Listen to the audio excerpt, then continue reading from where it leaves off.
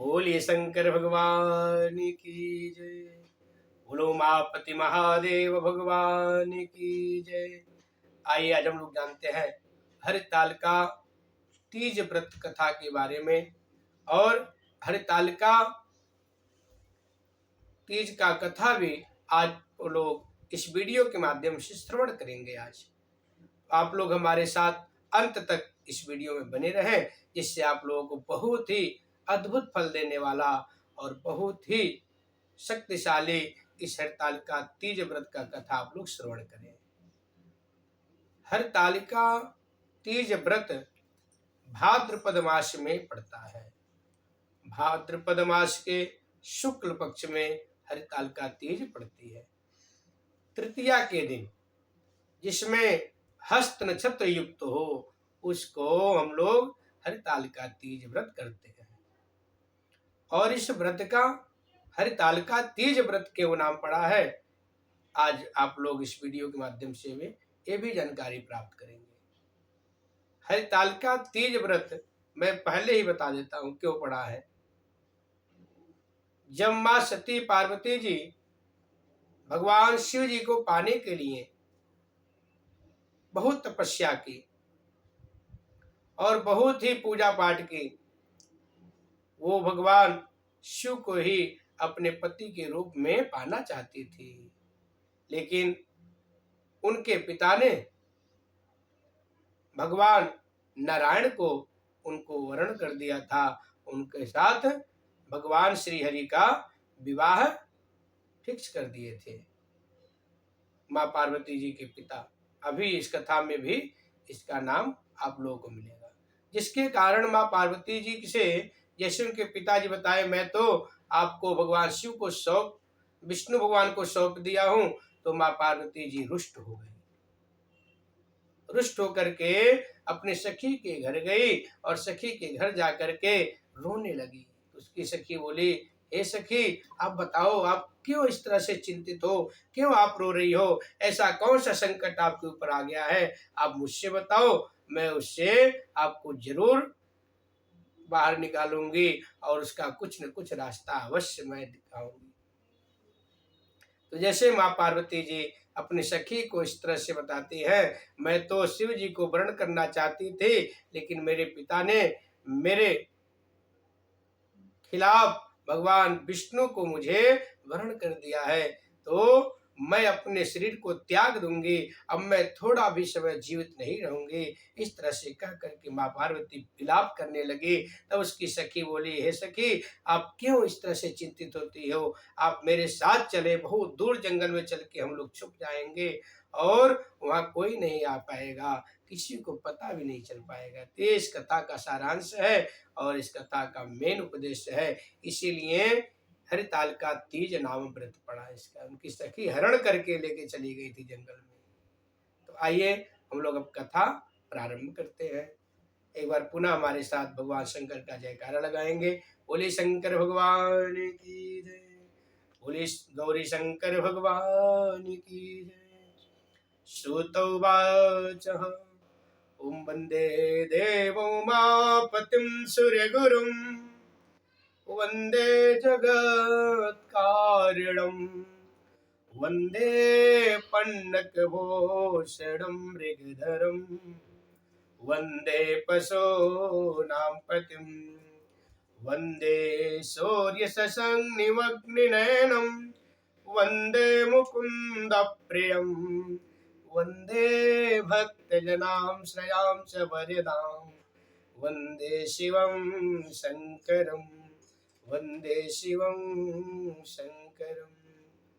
ओंकारबिन्दुसंयुक्तं नित्यं ध्यायन्ति योगिनं कामदं मोक्षदं चैव ओंकाराय नमो नमः। ओम श्रुतोवाच अथ हरतालिका व्रत कथा। जो इस तरह से हरतालिका तीज व्रत है, जिसके दिव्य केश और बेश राशि पर मदार आंख के पुष्पों की माला सुशोभित करती है, शोभा देती है, जिस भगवान श्री चंद्रशेखर के कंठ में मुंडों की माला ये पड़ी हुई, जो पार्वती माता दिव्य वस्त्रों से भगवान शंकर दिगंबर वेश धारण किए हैं, उन दोनों भगवती तथा शंकर को मेरा बार बार नमस्कार है। कैलाश पर्वत के शिखर पर माता पार्वती ने महादेव से पूछा, हे महेश्वर, अब हमसे आप गुप्त से गुप्त वार्ता कहिए, गुप्त से गुप्त ऐसी कथा हमें बताएं, कहानी बताएं जो सबके लिए और सभी धर्मों से सरल प्राप्त हो अथवा महान फल देने वाली हो। हे नाथ, अब आप हमसे भली भांति प्रसन्न हो करके आप मेरे सन्मुख प्रकट कीजिए। हे नाथ, यदि आप मन्य और अंत रहित हैं तो आपकी माया का कोई पार नहीं है। अब हम आपको किस प्रकार से प्राप्त करें और कौन कौन से दान पुण्य व्रत नियम तथा फल से आप हमें वर के रूप में मिलेंगे। माँ पार्वती जी शिव जी से कह रही है, मतलब कैसे मैं कौन सा उपाय करूं, कौन सा ऐसा व्रत नियम करूं, पूजा पाठ करूं जिससे आप मुझे वर के रूप में प्राप्त हो, मेरे पति के रूप में प्राप्त हो।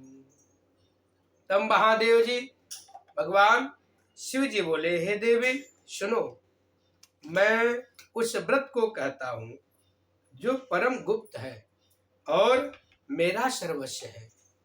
गुप्त तो है ही है, मेरा सब कुछ ही वही है। जैसे तारागणों में चंद्रमा,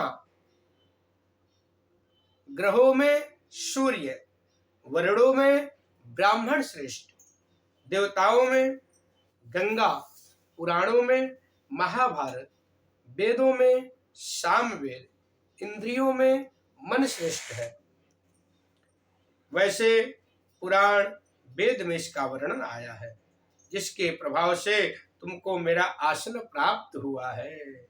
हे प्रिय, यही मैं तुमसे वर्णन करता हूं।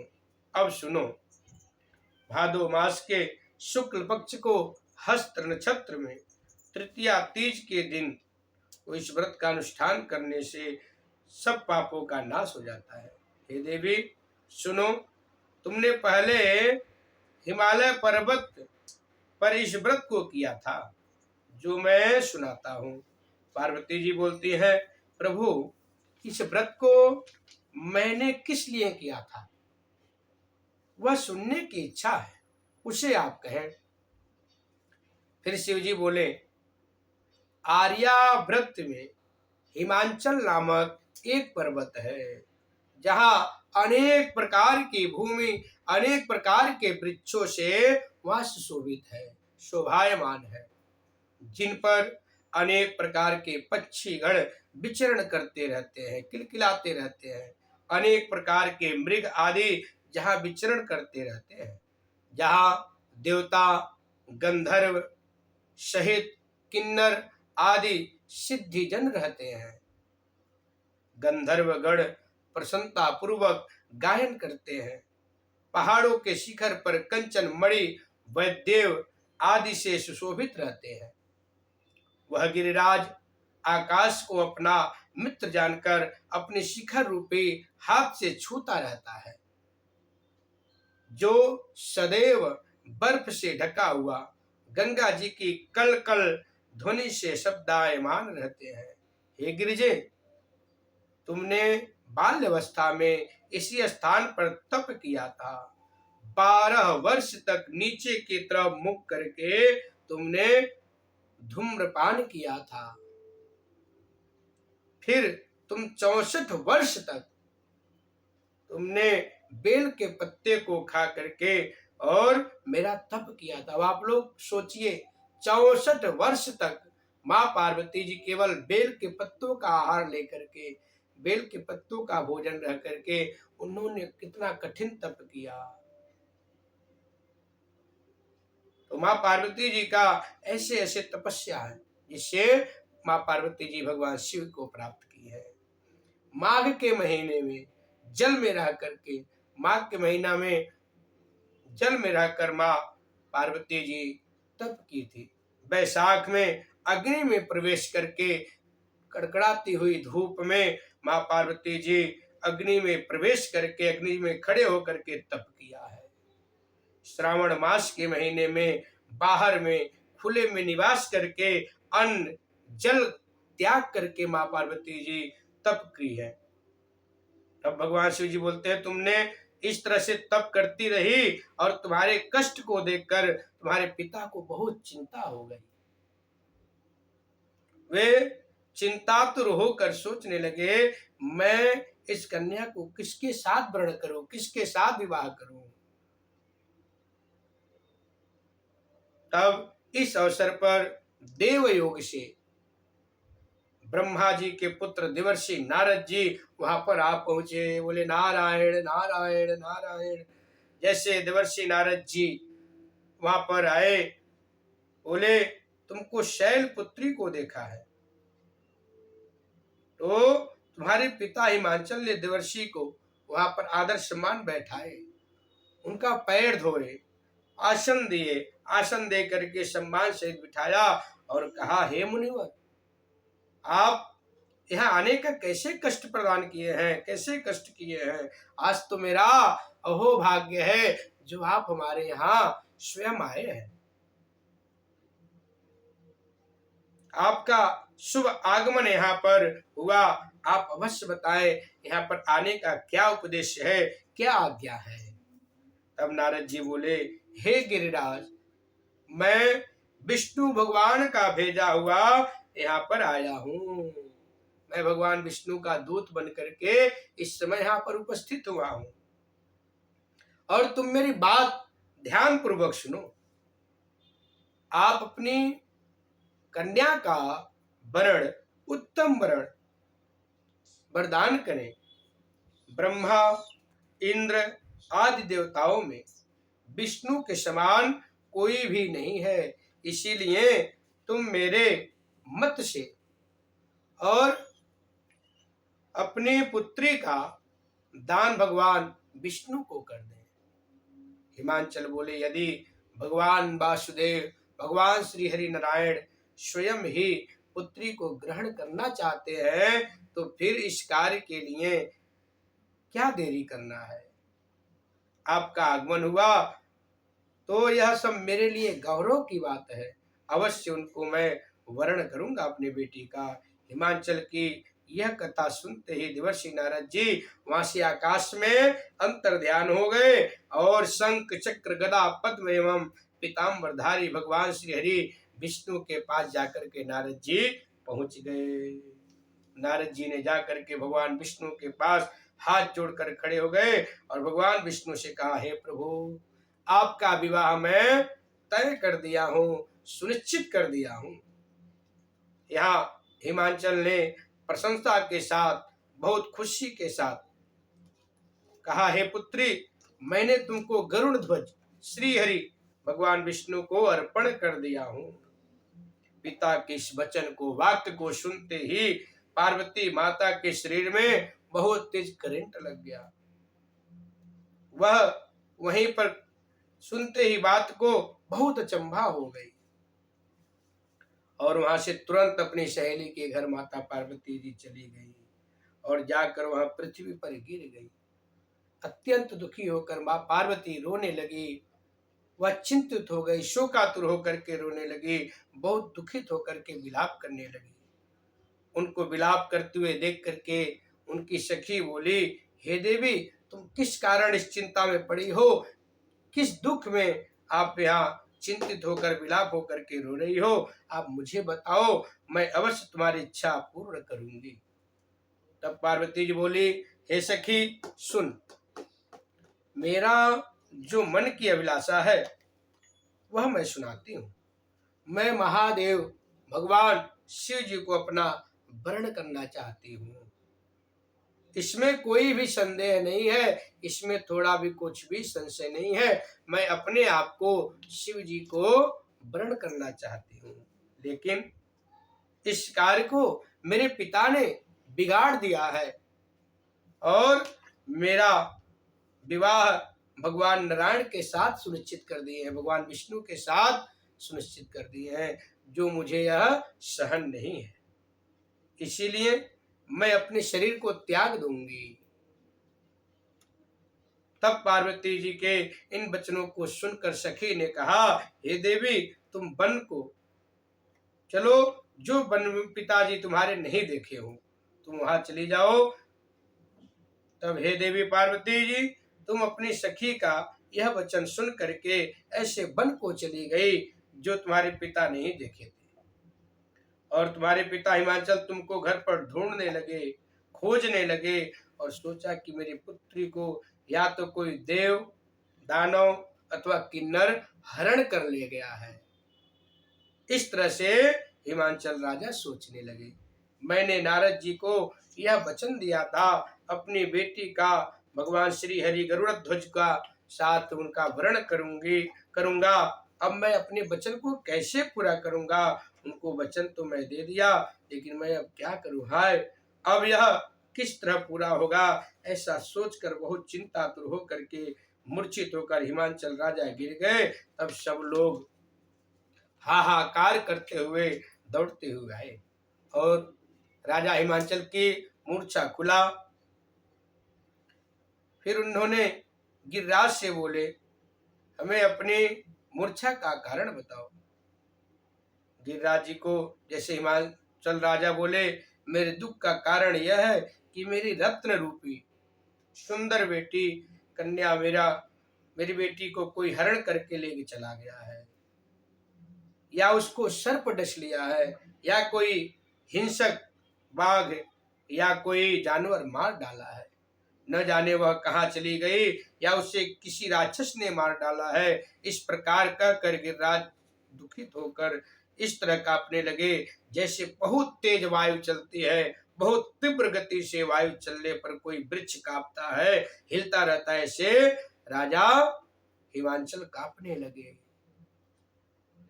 तत्पश्चात हे पार्वती जी, तुमको गिरिराज जी सखियों सहित घने जंगल में ढूंढने निकल पड़े। जैसे ढूंढने निकले, सिंह, व्याघ्र आदि हिंसक जंतुओं के कारण वन महाभयानक लग रहा था, बहुत ही वहां डर प्रतीत हो रहा था। तुम भी सखी के साथ जंगल में घूमती हुई भयानक जंगल में एक नदी के तट पर एक गुफा में पहुंची। उस गुफा में तुम अपनी सखी के साथ प्रवेश कर गई, जहां तुम अन्नदान का त्याग करके बालू का शिवलिंग बनाकर मेरी आराधना करती रही। उसी स्थान पर भाद्रपद मास की हस्त नक्षत्र तृतीया युक्त के दिन तुमने मेरी विधि विधान से पूजन किया और रात्रि में मेरा तप किया, जिससे मेरा आसन डोलने लगा, हिलने लगा। उस स्थान पर मैं आ गया जहां तुम और तुम्हारी सखी दोनों थी। मैंने आकर तुमसे कहा, हे देवी, मैं तुमसे बहुत प्रसन्न हूँ, तुम मुझसे वरदान मांगो। तब तुमने कहा, हे देवादिदेव, यदि आप मुझ पर प्रसन्न हैं तो हे महादेव, आप मेरे पति के रूप में हमें प्राप्त हो। तब मैं तथास्तु बोल करके तुम्हें वरदान दे दिया और वरदान देते ही तुम्हारा कार्य सिद्ध हो गया। इतना कहकर मैं कैलाश पर्वत पर पुनः चला गया। तुमने प्रभात समय सुबह होते ही उस बालू की प्रतिमा को नदी में विसर्जित कर दिया। हे सुबह, तुमने आप वहां अपनी सखी सहित व्रत का अगले दिन पारण किया। इतने में हिमाचल राजा तुम्हारे पिता तुम्हें ढूंढते हुए उसी वन में आ पहुंचे। वह चारों ओर तुम्हें न देख करके मूर्छित होकर जमीन पर गिर पड़े। उस समय नदी के तट पर दो कन्याओं को देखा बहुत दूर। वो दो कन्याओं को देखकर वो तुम्हारे पास आने लगे। जैसे तुम्हारे पास आए, तुम्हें हृदय से लगाकर रोने लगे और बोले, तुम इस सिंह, व्याघ्र आदि युक्त घने जंगल में क्यों चली आई? क्या जरूरत था? पार्वती जी बोली, तुमने कहा, हे पिता सुनिए, मैंने पहले ही अपने शरीर को शंकर जी को समर्पित कर दिया था, महादेव को समर्पित कर दिया था, किंतु आपने इसके विपरीत कार्य कर दिया। इसलिए मैं वन में चली गई। ऐसा सुनकर हिमवान ने फिर तुमसे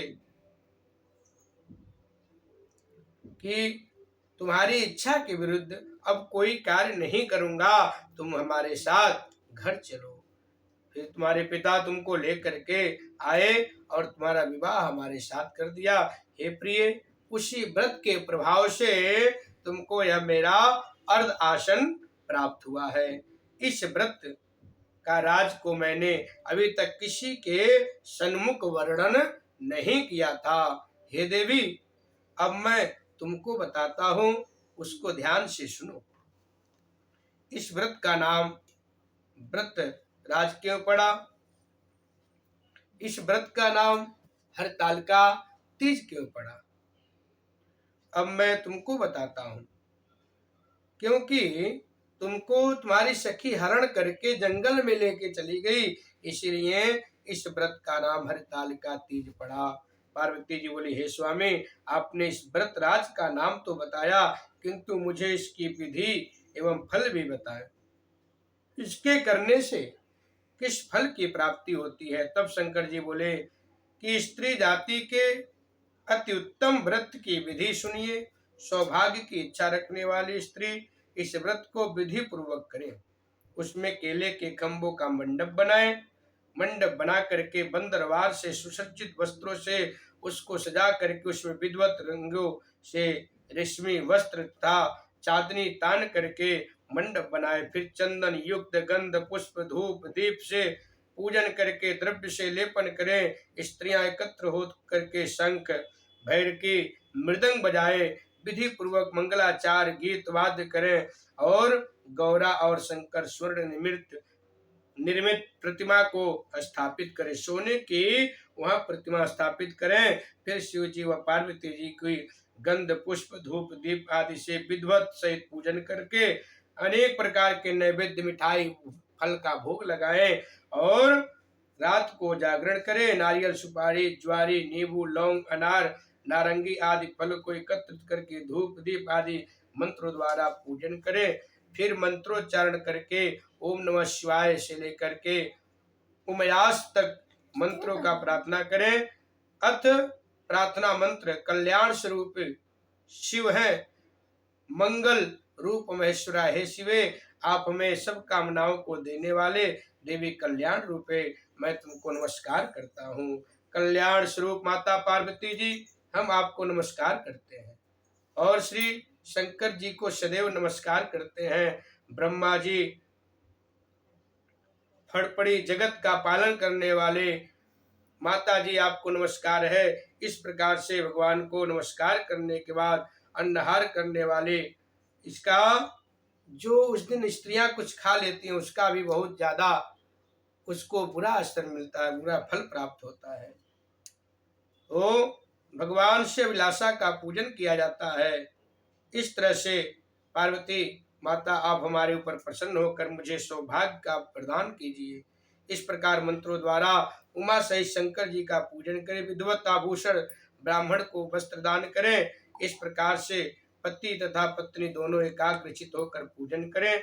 वस्त्र आदि आभूषण का दक्षिणा दे करके हे देवी इस प्रकार व्रत करें, जिससे सभी का पाप नष्ट हो जाता है। फिर वह 7 जन्म तक राज सुख और भाग्य को भोगती है। जो स्त्री तृतीया के दिन आहार करती है, व्रत नहीं करती है, वह 7 जन्मों तक बंध्या होती है एवं विधवा होती है। जो स्त्री इस व्रत को नहीं करती है, वह धन और पुत्र के शोक से अधिक दुख भोगती है। वह घोर नरक में रह करके कष्ट पाती है। इस दिन अन्नाहार करने वाले सूअर की प्राप्ति होती है। फल खाने वाली बांडरी की योनि प्राप्त करती है। जल पीने वाली स्त्री टिटहरी की योनि प्राप्त करती है। शरबत पीने वाली स्त्री जोक की योनि में प्राप्त हो जाती है। दूध पीने वाली स्त्री सांप की योनि में प्राप्त होती है। मांस खाने वाली स्त्री बाघिन की योनि प्राप्त करती है। दही खाने वाली स्त्री बिल्ली की योनि को प्राप्त करती है। मिठाई खाने वाली स्त्री चींटी की योनि प्राप्त करती है और मुर्गी खाने वाली सभी चीज खाने वाली स्त्री मुर्गी की योनि प्राप्त करती है। स्त्रियों को परलोक सुधारने के लिए व्रत अवश्य करना चाहिए। व्रत के दूसरे दिन ही पारण के पश्चात कुछ दान पुण्य करके, ब्राह्मण को अन्न दान करके इस व्रत का पारण करने वाली स्त्रियां मेरे समान को पति की प्राप्ति करती हैं। मृत्यु काल में पार्वती जैसे रूप को प्राप्त करती हैं। जीवन सांसारिक सुख को भोग कर परलोक में मुक्ति पाते हैं। जो हजारों अश्वमेध यज्ञ की फल की प्राप्ति होती है, वह केवल हरतालिका व्रत करने से फल की प्राप्ति होती है। वह मनुष्य इस कथा के सुनने से मिलता है। हे देवी, मैंने तुम्हारे सन्मुख यह सब व्रतों में उत्तम व्रत का वर्णन किया। इसके करने से मनुष्य के समस्त पाप का नाश हो जाता है। बोले शंकर भगवान की जय, बोलो माता पार्वती की जय। जिस किसी को भी यह कथा अच्छा लगे वह कमेंट में हर हर महादेव ओम नमः शिवाय अवश्य लिखें। आइए, जय श्री हनुमान।